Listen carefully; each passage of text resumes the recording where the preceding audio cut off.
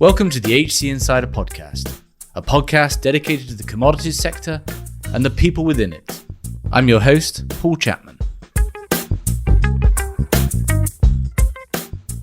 Today, we're talking blockchain, tokenization, and the commodities markets. The theory is that a decentralized exchange, decentralized finance, and increased transparency over attributes and provenance of commodities could revolutionize how commodities are traded and accelerate the sector's ability to tackle environmental, social, and governance issues. Joining us to discuss is Clint Nelsen. Clint is the co-founder of NEO, an organization focused on tokenizing trading in the commodities sector. Clint has a long association with blockchain technology. Also, Clint was an early employee of Blockstack, an early investor in Trust Token. Also, Clint has experience in decentralized networks, being a co-director of Startup Weekend. Clint, welcome to the show.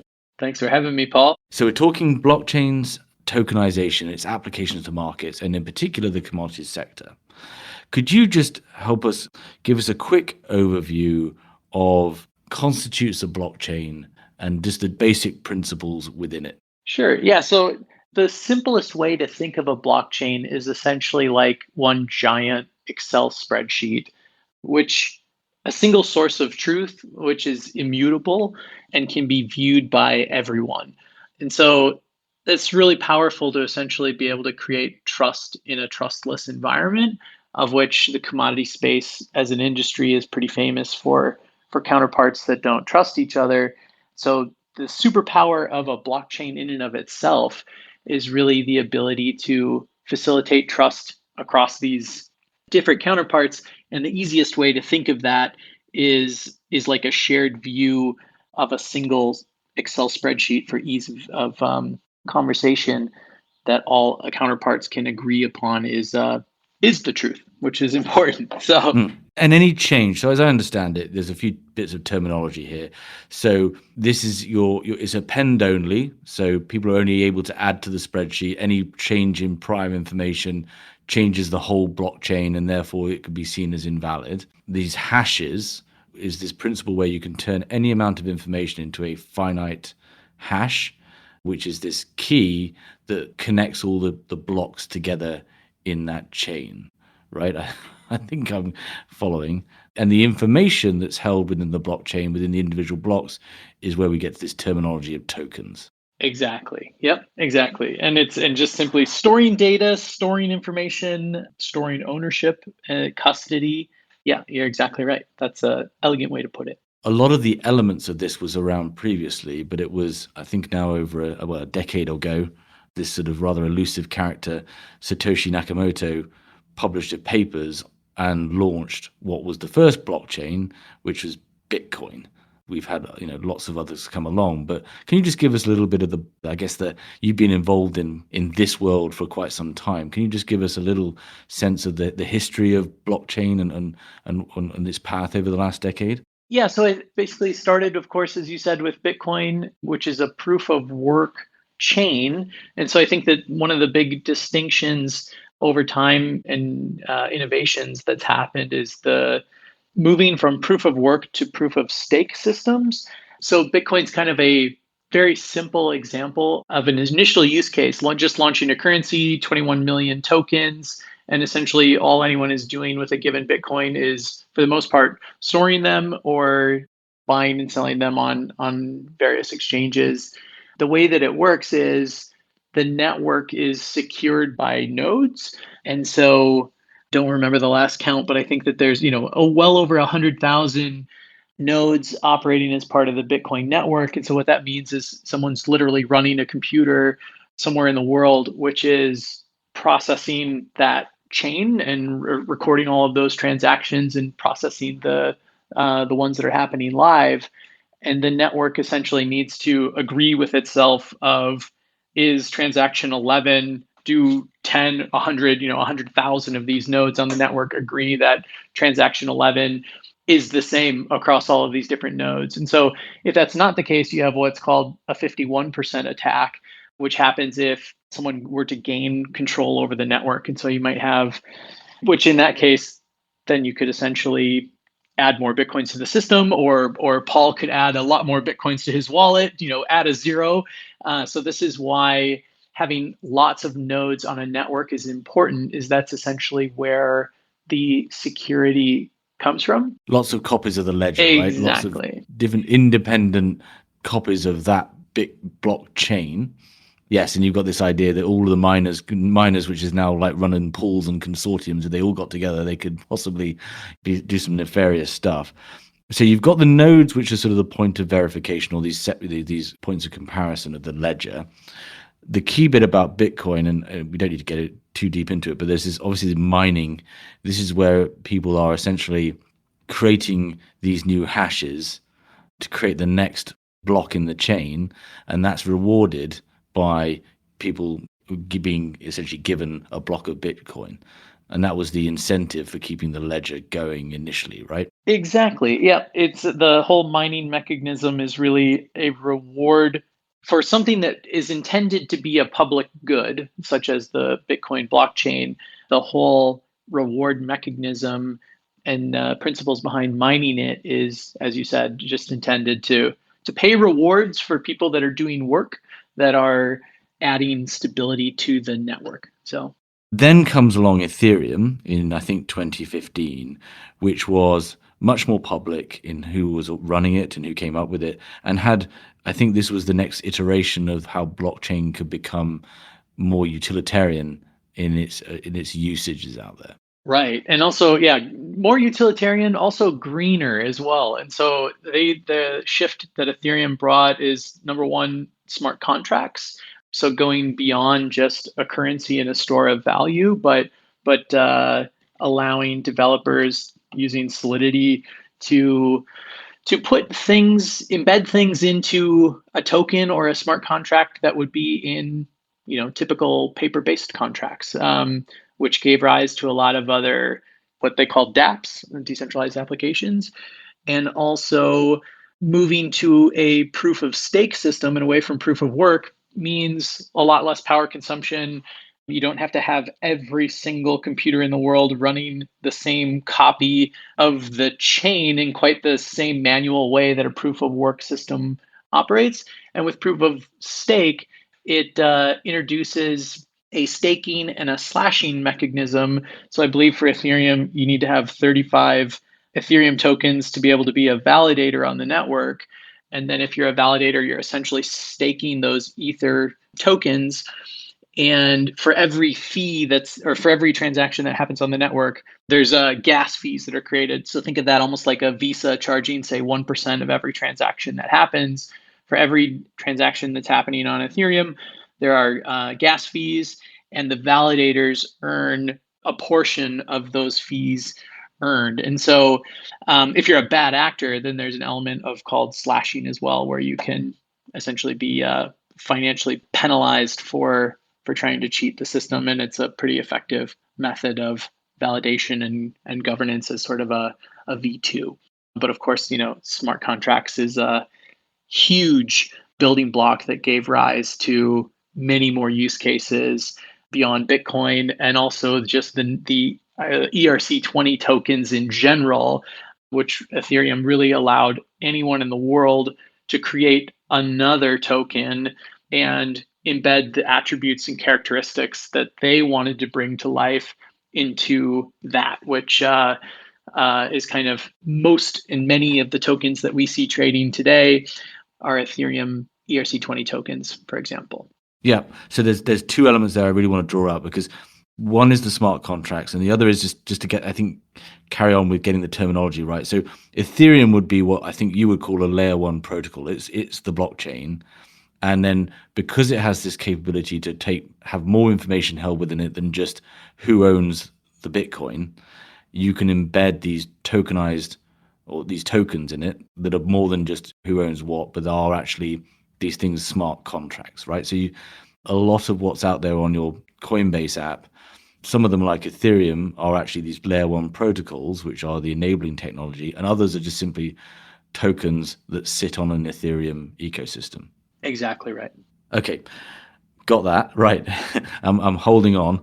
Smart contracts, because this is really when we start to get into how unlocking the power of this of a blockchain and the ability to have this trustless system that enables trust and all those things, that smart contracts are really what unlocks that. Can you just give us an understanding of what smart contracts are and how in marketplaces these are really powerful tools? Yeah, I'll give you maybe the most relevant and hopefully a simple example at the same time. So, when you think of exchanges like ICE, for example, you have a traditional order book, you have traditional liquidity providers like a Goldman Sachs or a Morgan Stanley, you have market makers, and these market makers need to, in a somewhat manual process, create bid ask prices and maintain those during certain hours of the day too. I think ICE is, something like 7 a.m. to 5 p.m. And you have to, if you're a liquidity provider and a market maker, you need to provide these bid ask spreads in within 15-minute intervals based on some documentation that I've seen of theirs. Not sure how recent and up to date that is. But if you go into a smart contract world, a great use case to bring that to life is you can essentially build and operate another exchange or a new form of an exchange that doesn't have an exchange. And so kind of, which this sounds crazy, but it's almost like, a taxi company that doesn't operate taxis in the case of Uber, right? They're making a market of the taxis, but they're not actually, they don't own them or drive them. And so in the case of a Uniswap, which is decentralized exchange, and it would be kind of like the future version of what might be possible with something like an ICE, there is no order book, there is no bid ask spread, there is no centralized market maker. So it's almost the way to think of it is like an exchange that doesn't operate an exchange, if we're using that Uber parallel again. And so what happens here is smart contracts are bringing liquidity providers together, and anyone with a dollar in their pocket can create a new market in under 5 minutes.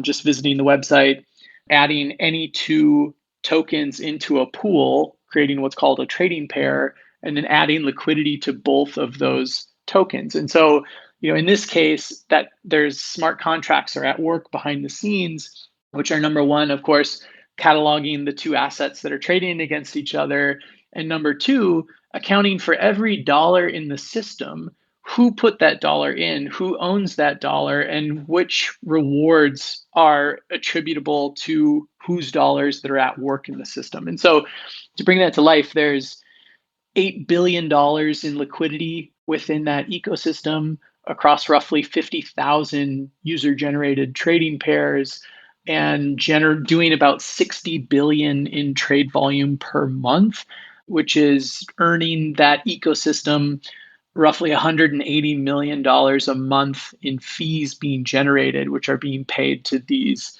liquidity providers. So that's almost a bit the way that I, for non-crypto people, like to share that example is it's a bit of the difference between a Hyatt centralized hotelier or an Airbnb, of where what Airbnb unlocked is all of this extra inventory and unique stays, anything from a $10 million mansion in Malibu to an Airstream trailer on some glamping type piece of property. And now all of a sudden, all this inventory is on available, and the person that posted that inventory, if that's my home in Malibu, I'm earning 85% of the revenue for the nights that I'm booking. And so platforms like, decentralized exchanges like a Uniswap enable for this same kind of shared value of the people that are creating the pools, and the trading pairs are the ones that are also getting the rent, as opposed to giving it to something like Coinbase, which is an example of a centralized exchange in crypto, which many of your listeners will know recently went public at $100 billion, like $60-ish billion valuation. I think they were hoping to go for 100, and it was a little bit less than that. But that whole 60 billion in market cap is predicated on these exchange fees, which in a decentralized world utilizing smart contracts, to tie it back to your question, is how you essentially reallocate all of that value to a much broader ecosystem of participants that can participate in a platform like that. Hmm.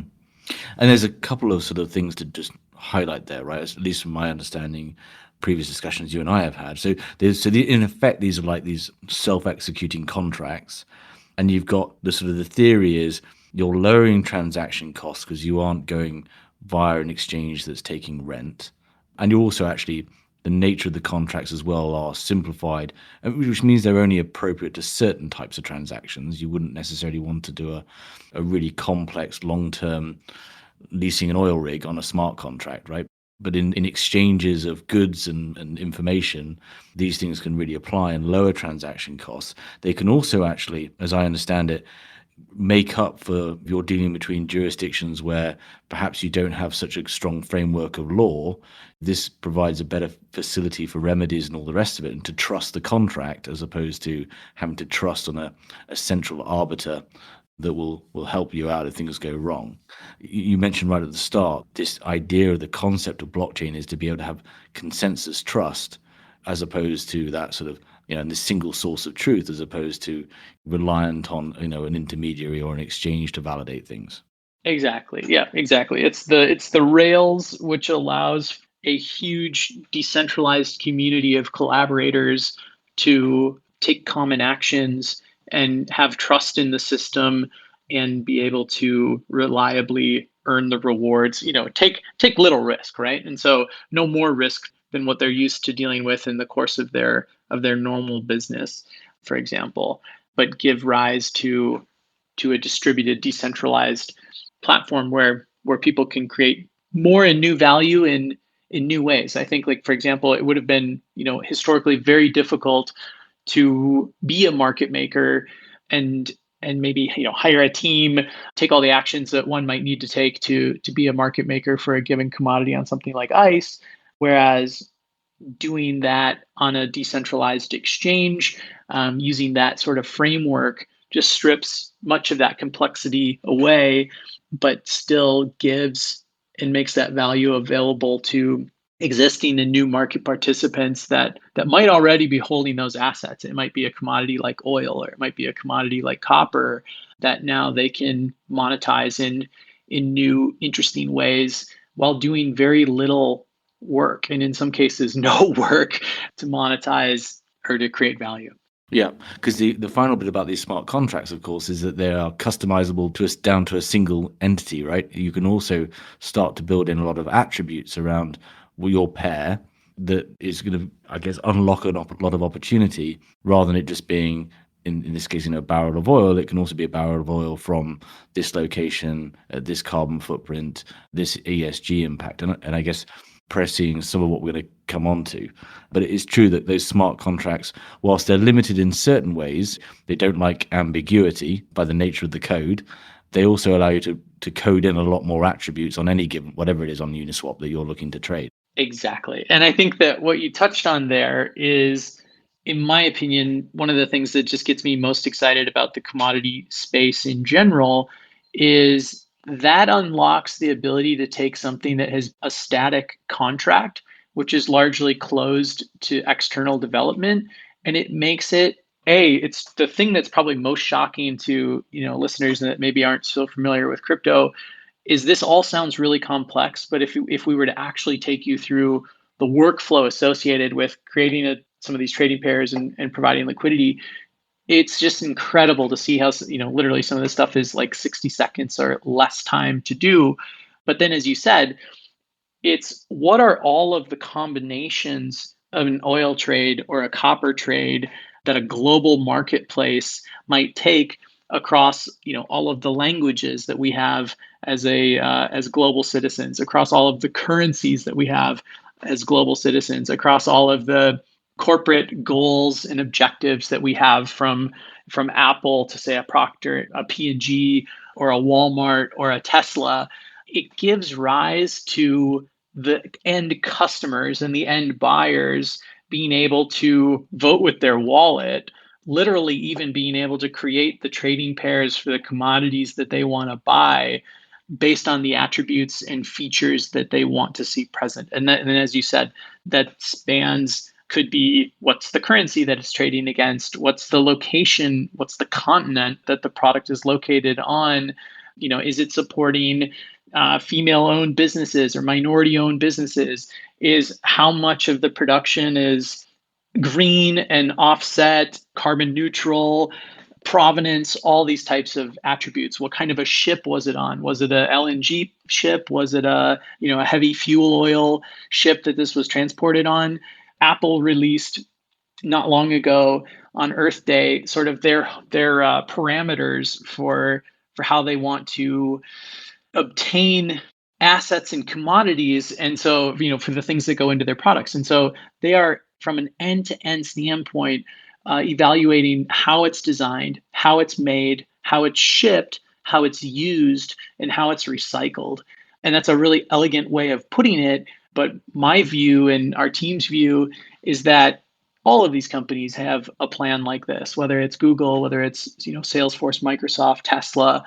Everyone is basically starting to verbalize these same types of intentions and voting with their wallet, and a blockchain, smart contracts, and all of these capabilities give rise to what is quite likely to feel like, in some parallels, almost like a Airbnb-ish marketplace of buyers being able to post what they want, what they're willing to buy, and really changing up this centralized version of commodities as we've known it to be historically, and really making it more individual and participant driven, which will be really powerful. So, and I wanted to sort of dig into those sort of various streams about how this type of technology could provide a lot of benefits and disrupt and change the nature of commodities. And I think there's almost a consensus that in 20 years,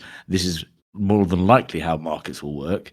It's probably one of when and who rather than if, I think, at this.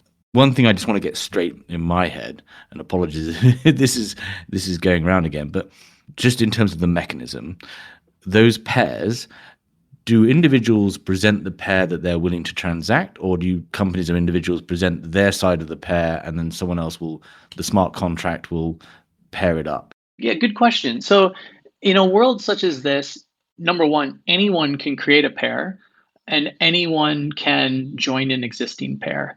And there's no penalty for joining a pair late that already exists, or even that perhaps your arch nemesis or competitor has even created. You can absolutely benefit from their work on the platform and within the system. And so, as an example, maybe we'll take a pair on Uniswap like USDC, which is just a stable coin. It's a token that represents a US dollar trading against Ethereum. So on the one hand, you've got token one, the US dollar, and then on the other side, token two, which is Ethereum. That's the top trading pair on Uniswap. And it has about 230 million in liquidity locked up in that, what is a smart contract, to bring all this to life. And so that 230 million might be allocated from, let's say, 20,000 unique individuals, and doing roughly 620 million per day in volume. And most recently, because the crypto markets are going crazy, the fees generated from that particular trading pool over the last 24 hours is $1.8 million in fees earned. And so in a 24-hour period of time, for only 229 million of liquidity locked up in a smart contract. So while that's really high because the volume's kind of spiking, typically these fees tend to hover around 30 to 40% that liquidity providers are earning pro rata. So what that means is, if the US dollar Ethereum trading pair did not exist, I as a user could come and create it and add the first, say, $10,000 of liquidity to that liquidity pool that has 230 million in it now. Or if I were late to that party, then I could simply, allocate $1 million down the road, and there's really no penalty for being late, because for every dollar that anyone puts in, whether it's the first actor, the first liquidity provider, or person number 100, each participant is simply earning fees pro rata to their weighted capital in that total pool. So So if I came in and I wrote a check today for say 100 million, then I would effectively be earning 50% of all of the fees being generated from that trading pair. If these numbers are any baseline, you'd be looking at one would have earned roughly about $1 million in fees over the last 24 hours. But again, the volatility is unusually high today of all days. And that, just so I understand, that's the gas. Great question. So with Uniswap, so now that takes us back to kind of a protocol versus a layer 2 protocol. And so a layer 1, Uniswap's of course running on Ethereum, but Uniswap itself, the fees that are being generated there, the business model for a decentralized exchange such as Uniswap is they charge 30 basis points for every transaction that happens. So whether it's buy, sell, so that 1.8 million is being generated that represents 30 basis points of the volume over the last 24 hours. So 624 million in volume, multiply that by 30 basis points, and it gets you to the fees. And so that's the fees generated at the Uniswap level, which is paid in a utility token called Uniswap, and mainly, or called the Uni token, and primarily because, of course, you can't earn fiat currencies in a smart contract. So you need to use tokens when you're operating in a blockchain world. And so you simply need to be paid in tokens. But all of these trades, to go down one more layer, are also happening on the Ethereum network. Which is where the validators are then getting the gas. Correct. So you've got the utility token there that is set up and designed by the designer to generate revenue and how it's meant to generate revenue. And we'll come on to the jurisprudence and the regulations around how that can actually be done. But the layer 1 protocol, the Ethereum in this case, still needs those validators, the equivalent of the nodes in Bitcoin and the miners and so forth. And they're the ones that get the gas, in quotes, as their reward for that validation of the system itself. Right. And so for something the simple way to think of Uniswap is, for those that are not coming from a crypto background, one way to think of something like Ethereum in general, you could almost use the Apple App Store as a placeholder of, it's a platform. Anyone can build an app on top of that platform. And Apple, their monetization strategy, they charge any app developer 30% of whatever app you build on the platform. Then you've got an app like, let's use Uber as the example, right? Then you have an Uber, and Uber says, well, we have our own business model here. We charge 15% of every taxi ride that's delivered. So with the conversation that we just had, we're very much in the Uniswap universe and realm, and that would be kind of a stand-in for an app like, let's say, Uber on Apple. And for every transaction that's happening on Uniswap, as you rightly pointed out, it's generating gas for token holders and, well, specifically validators on the Ethereum platform. And Uniswap, given that it's one of the larger apps doing more volume within the Ethereum network, does roughly 25% of the total volume on Ethereum. So if you think of Ethereum like a highway, 1 out of every 4 cars going down the road that day is a Uniswap transaction. And Uniswap pays Ethereum validators roughly $8.5 million per day in gas fees that those Uniswap cars flying down the Ethereum highway are effectively paying in tolls. And then as you said, so it gets a little complicated because you've got to track 2 business models in parallel of the revenue and mechanics of Uniswap itself, and then because that sits on top of Ethereum, how that relates to the Ethereum network and Ethereum validators as well, and those fees that are being generated. I think we've got the basics down. You've got the layer 1 protocol. Ethereum is an example, but not the only one. You've got the utility tokens on top of that, or the apps on the app store, so to speak, that are designed to generate their own revenues or accomplish their own goals, and those transactions or whatever it is being validated by that layer 1 protocol. There are some challenges just in general, as we're still talking at a generalized level around blockchain, as it relates to sort of regulation, jurisprudence? I mean, and this is, we'll do another deep dive on this with a smart contracts episode coming up, but one is about smart contracts themselves. At some point, they always run into regulation, or the state is always oversees a contract at some level. And you've also got this issue of, as soon as transactions hit fiat currencies, then you've got more oversight coming in as well. Can you just help us understand a little bit about some of the constraints around smart contracts and some of the challenges? Yeah, and I guess, in broad brushstrokes, I'd say a lot of that really stems from just basic KYC AML requirements. And so it's sort of overlaying all of the reasons and needs that we have these things in the traditional banking industry into the crypto industry, because of course we don't want bad actors laundering money, or we don't want sanctioned individuals participating in these platforms. So it's, some of that stuff sounds really scary, but at the end of the day, the way I think of it is, it's all pretty simple, actually. It's really just kind of boils down to remapping much of what exists in the traditional banking industry into the blockchain world, and for literally the same motivations and use cases of why those regulations and requirements became a need in the first place.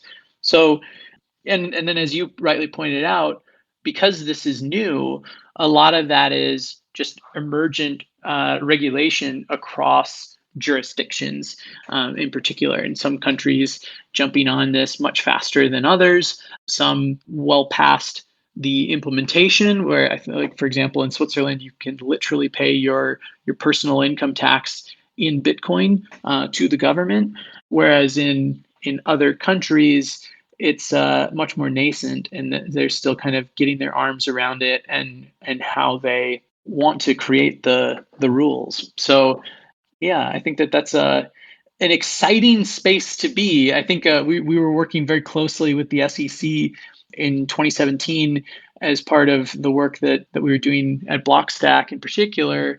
And we were the first company to go through what was called a Reg A Plus filing process, which essentially is kind of known as the mini IPO. But this was something that if you don't know the answers to these questions, it's best to just go ask. And in our case, as a small startup at that time, we literally went and knocked on the door of the SEC and just said, "Hey, there isn't regulation or guidance for these things that we're wanting to do.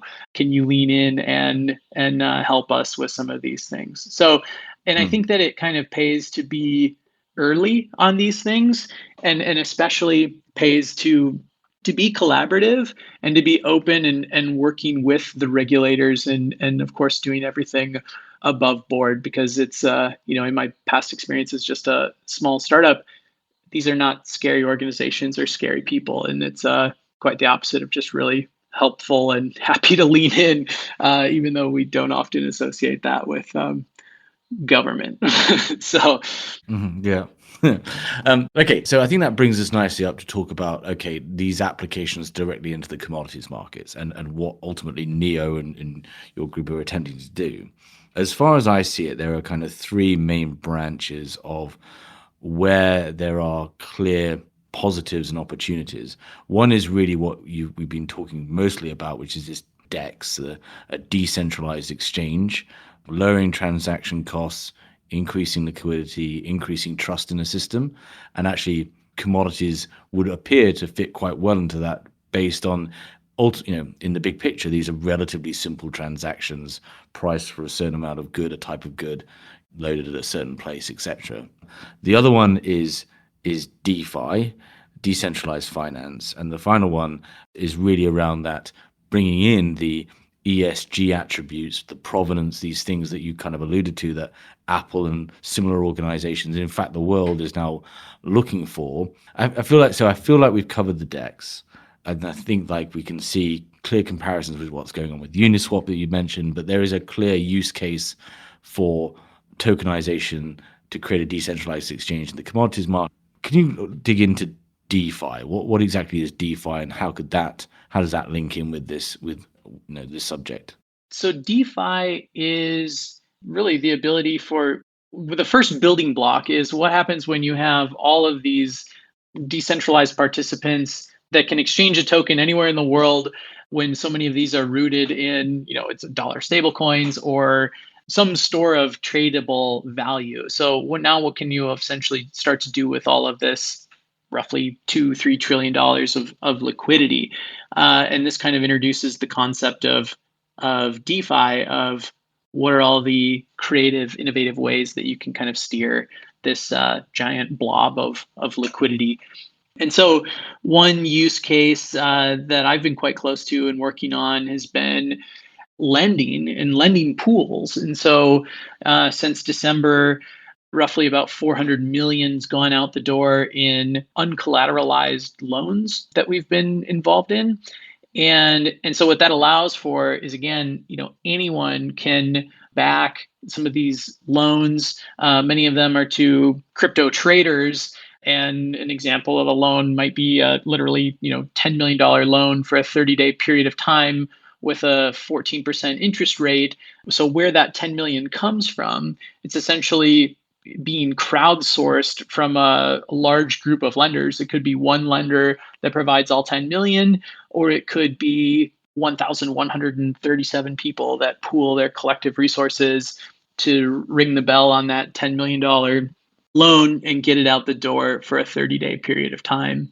So you can kind of see how that would really disrupt things like trade finance. And for many of these groups where access to capital is a huge part of their businesses, or just simply what they can buy in the first place. And one could also imagine if there were a whole new and large group of new types of businesses and entities that now have access to credit such as this, what does that look like? How does that change the market of this new class and group of buyers?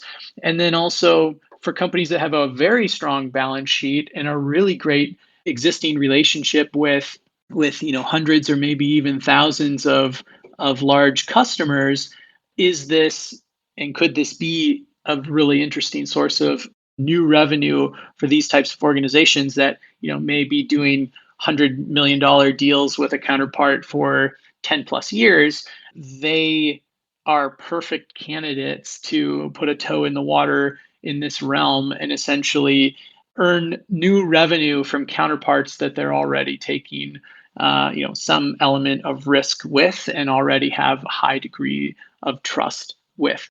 So from a trade finance perspective in the commodities world, as I understand it, it kind of gets DeFi comes into play because you've got the distributed ledger that allows everyone to understand the details of the transaction and trust that transaction will occur or has occurred, and who the participants are. Everything's traceable, which has been obviously one, the story in the commodities world over the last couple of years has been decreasing liquidity as more and more banks have gotten out of trade finance due to either ESG concerns or over issues that have blow-ups and all the rest of it, and missing metal and so forth, increasing the risks.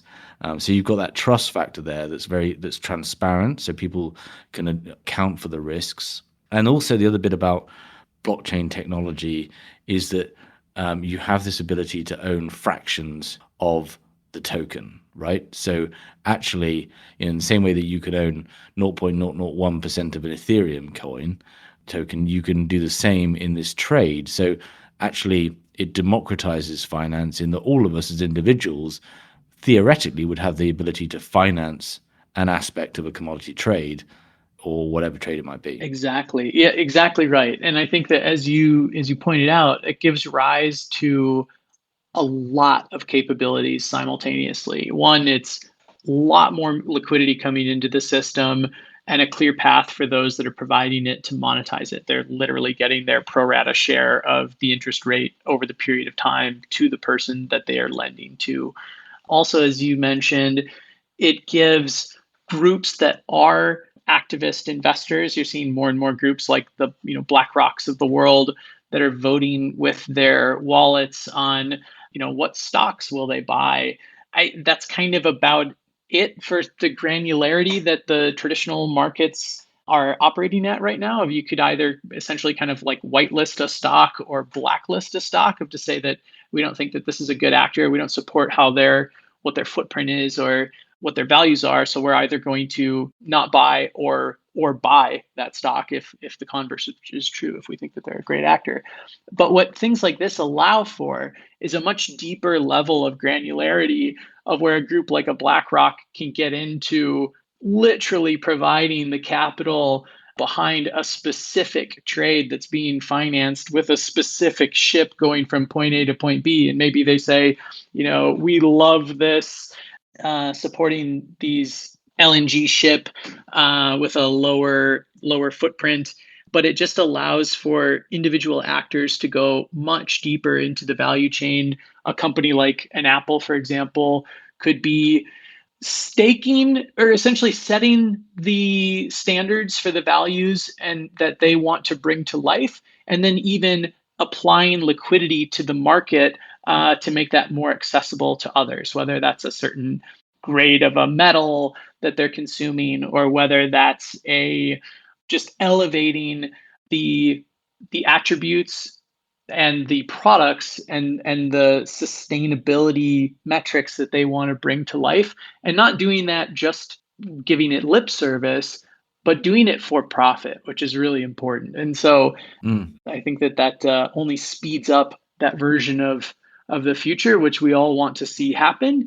And it's our firm belief that things like DeFi and DEXs are real big cans of gas that help bring that future to life, because you're able to turn a profit by doing good, which is really, really powerful. Which is, I think, where I get excited, and from our conversations over time, is when you start to piece this all together, it starts to look really, really powerful from a energy transition perspective, because you've got the DEX there that is, okay, it's doing great things. It's lowering costs for market participants. It's enabling more transactions to happen in a more trust-filled environment and transparent environment. But really what that starts to do is to allow people to, in the smart contracts, apply the attributes and have those attributes verified that they consider potentially valuable, right? Then you've got the DeFi piece that allows people to fund those types of pairs, those transactions with a values-based system as well. And you end up at organizations being able to, rather than historically, right, all cobalt ending up in the same storage facility or same battery, you start to decommoditize commodities by enabling organizations to say, no, my cobalt comes from Missouri, and therefore, we can see what the market will bear in terms of a premium as a result of that. Or my oil was drilled by an organization that does carbon offsetting, that is, this, that, and the other, and the market will be able to start enabling you to price those things in, which, as you say, should speed up the capacity for the markets to start paying for energy transition, which has a huge price tag attached to it. And if customers can't signal what they're interested in buying, and that's very hard to overcome. Exactly. And it's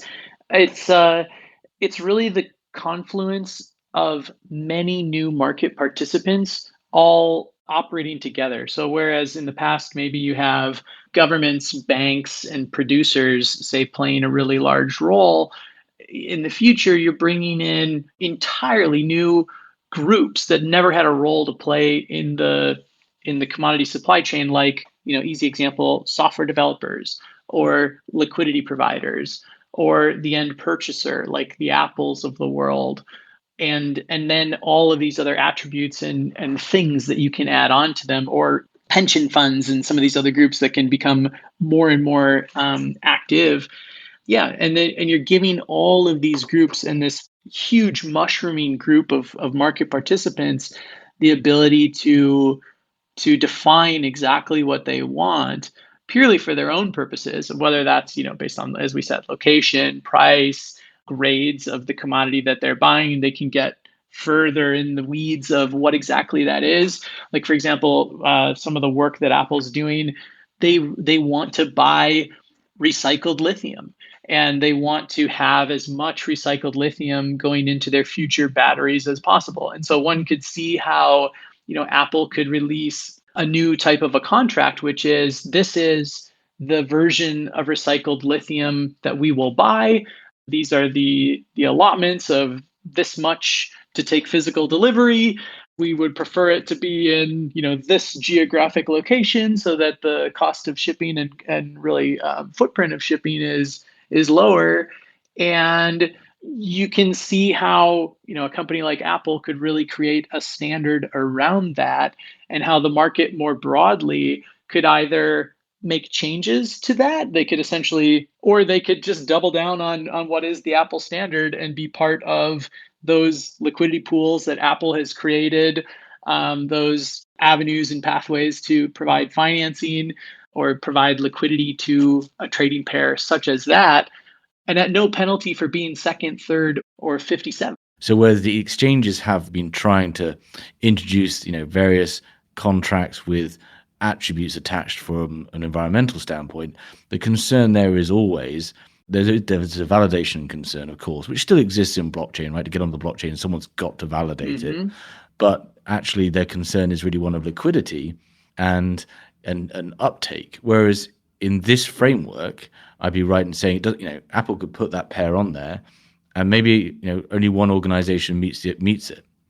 That still, it doesn't, the costs aren't so prohibitive that isn't a reasonable outcome. Exactly. And I think that I really see the role of these new market participants as being that of defining what the new commodities are, right? I mean, it's if we were to look back in time, it isn't really all that long ago that oil, A, wasn't even a known useful commodity, and then B, certainly wasn't being produced at the scales that we've seen in the last 20 years, for example. That's like a rocket ship ride up in number of producers and governments and companies just sourcing more and more of this commodity. And so I think what this really gives rise to is for that same type of dynamic to take hold again for all sorts of other commodities, whether that's recycled lithium batteries or whether that's recycled aluminum or whether that's, you can kind of see how you could apply that sort of thinking of how does one create global demand for things that are new, good, and that we can't expect that to be defined by a relatively small group of market participants that simply don't even have the knowledge or insight that many of these more complex or specialist type of organizations have. So I don't think we can expect to have such a small number of standards or choices when the world is as big as it is and the use cases are as wide. And this gives those organizations, what's fascinating about, I guess, the conversation in general is that this is providing agency to the current commodity market participants to come up with much more diverse and much more specific contracts without some of the historical headaches of, can I get that on the exchange? Or then, in which case I'm going to the OTC market, and all the costs that entails, and whether that's legal costs or whatever it might be. So this is, I think we probably got a part two in us, just talking about the other things that can. We've really just talked about the DEX aspect to this. There's also the world of decentralized apps, other things that can start being built in, and I think I'd love to have you back on to talk about that, because there's much more, I guess, coming from especially your work in the background, the stuff you did with Startup Weekend. There's a lot more ingenuity that can be unlocked by this type of technology, as I understand it. There's a couple of potential challenges here, or at least things that I think get raised frequently. And just in my time in the commodities markets, or as a headhunter in the commodities markets, people talking about this. One is the capacity of the layer one protocol to deal with the high volumes of transactions, and I think that's something that is you've addressed or addressing, in that some of this is unlocked by having to design new layer one protocols to actually be to capture all of the to enable and unlock this capacity you're talking about. Exactly. Yeah. And so from a technical standpoint, what you're asking is a bit like, well, what's the right highway to put through the middle of Los Angeles? Is it a one lane road and there's only one of them that everyone needs to drive on to get to where they're going? Or does that road system to handle all the throughput and people and volume, or does that need to be, 15 lanes in both directions with lots of exit ramps to take all of these other arteries to get from point A to point B? And of course, that's our view of the world. One of the problems with Ethereum is it literally does operate a bit more like a single lane highway going through Los Angeles that everyone has to take no matter where they're going, which results in slow transaction times, high transaction fees, a lot of these sorts of problems. And so we're literally working with the inventors of the technology that have built the back end for literally one of the world's largest exchanges today, that has been pioneering the path of accounting for lower transaction fees, higher throughput, and of course, the security needs and all of these sorts of things as well. And so, yeah, that's something that's a big part of why we're building what we're building. Yeah, and then security is a whole nother subject, but you touched a little bit on at the start about sort of how things have moved on since Bitcoin. But the other one I think there's really pertinent discussion is power consumption. I think looking at Ethereum the other day, it uses more power than the country of Peru just to validate the system. Bitcoin again with the miners, how that's evolved. What direction is power consumption going when it comes to blockchain technology, and is that ultimately going to be prohibitive when kind of the goal here is not only to better enable commodity trading but also to tackle some of these ESG issues? Yeah, no, that's a really great question, and I think that for that, I'd say is sort of a architecture choice today of, as you rightly pointed out, Bitcoin is incredibly energy intensive and sort of wasteful system. If you look at it from a power consumption standpoint, you even have Elon Musk being quite active and vocal about that in recent days, much to their own detriment of having bought $1 billion of Bitcoin. I was going to say, crushing all of our crypto wallets at the same time. And so, but pointing out a real flaw. And so I think just the kind of tip of the spear proof of stake systems really get around that, especially running networks that maybe don't have so many validators, because then you're literally talking about, well, how many nodes are operating on the network? Who are they? Of course, you could run a blockchain with one computer, right? One validator, or you could run a blockchain with 100. So you don't necessarily need to go as wide or as broad as the number of validators that a network like Ethereum might have. And so that, there's some elements of being so open that it's really redundant. And then wasteful at a certain point, right? So it's a bit like plastic bottles versus bring your aluminum canteen around and stop all of that waste. So there's lots of ways for improvement in that system, and I think that that's really the genesis of it is protocols and projects that are making decisions around, well, how open and democratic do we want to be versus is there a need and do we want to be a bit more closed off for all of these types of reasons, for governance reasons, for security, transaction throughput, speed, all of these issues. And so the more validators and nodes that you have, the slower that the network tends to be, and the more those barriers go up. So it's a bit of a, you're always making trade-offs, whatever the decision, but it's just about designing a system that is making the best trade-offs for a given use case.